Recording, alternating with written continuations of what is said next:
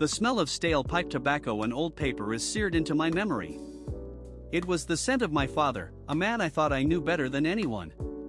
Then he was gone. A sudden, brutal heart attack, and our world imploded. The silence in his study, usually filled with the rhythmic tap of his pen or the rustle of pages, was deafening. That silence is what I remember most about the days after. We were cleaning out his belongings, a task I'd been dreading. Each object held 1,000 memories, a tapestry of a life I was now forced to unravel. My mother, bless her, was numb. My sister and I moved like ghosts through his familiar space. Each drawer we opened a potential landmine of grief. It was in the back of his antique roll-top desk, a place I'd never really seen him access, that I found it. A small, locked wooden box. No key was in sight. My stomach did a nervous flip. Dad was a creature of habit, meticulously organized. This felt clandestine. "Mom?" I called out, my voice shaky. "Did Dad ever mention this box?" She wandered over, her eyes distant. "No, dear. Never saw it before." My hands trembled as I tried to jimmy the lock with a letter opener. It was surprisingly stubborn. The more I struggled, the more a knot of unease tightened in my chest. What was he hiding? Finally, with a sharp snap, the lock gave way. I lifted the lid, bracing myself. Inside, nestled on a bed of faded velvet, were not old photographs or treasured keepsakes. It was a collection of letters. And not just any letters. They were love letters. Dozens of them, tied with brittle ribbon, written in a looping, elegant script I didn't recognize. The return addresses were from a city 3 states away. My blood ran cold. I picked one up, my fingers clumsy. The date was from 20 years ago. My father, the stoic, dependable architect, the man who coached my soccer team and always had a bad pun ready, had a secret. The first few sentences were enough to send a jolt through me. "My dearest Robert," it began. Robert. That was my father's name. "I find myself counting the moments until I see you again. This week has been a torment without your presence. Tear." I felt a tear track down my cheek. This wasn't just a flirtation, this was deep, passionate, and long-term.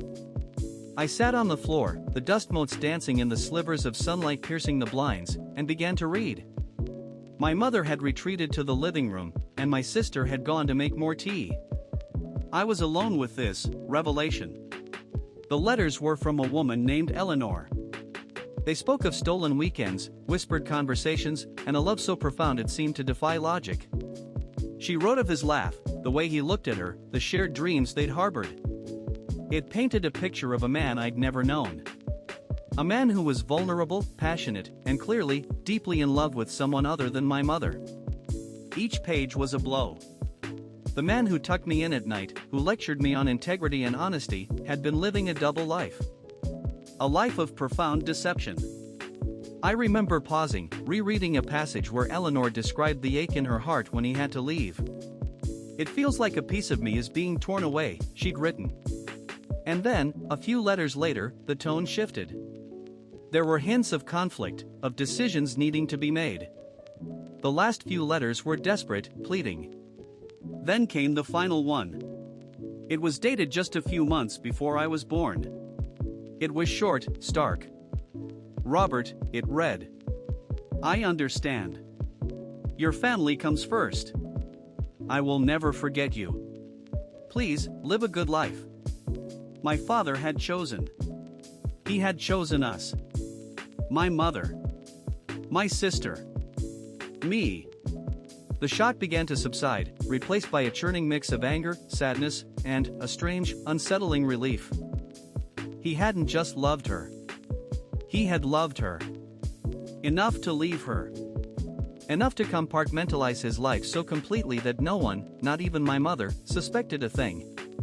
The sheer willpower, the meticulous planning required to maintain such a facade, it was breathtaking, in a terrifying way.